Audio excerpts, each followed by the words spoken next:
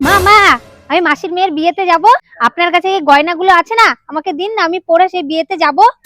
কি গয়না লাগবে?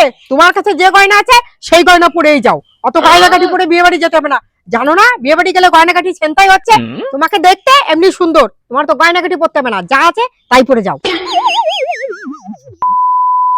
বৌমা, তাড়াতাড়ি রেডি হয়ে নাও, আমার দিদির মেয়ের বিয়ে আজকে, ওখানে যেতে হবে। এই দেখো তোমার জন্য এই যে গয়না এনেছি, এই যে এই গয়নাগুলো পরে তাড়াতাড়ি আমার দিদির বাড়ি যেতে হবে। নাও নাও নাও বৌমা, গয়নাগুলো নাও। তুমি আমার বৌমা বলে কথা, তুমি কিন্তু খুব সেজে গুজে যেতে হবে। আরো যদি তোমার গয়নার দরকার হয় আমি তোমাকে দেবো, তুমি আমাকে বলবে, আমি সব গয়না তোমাকে দেবো।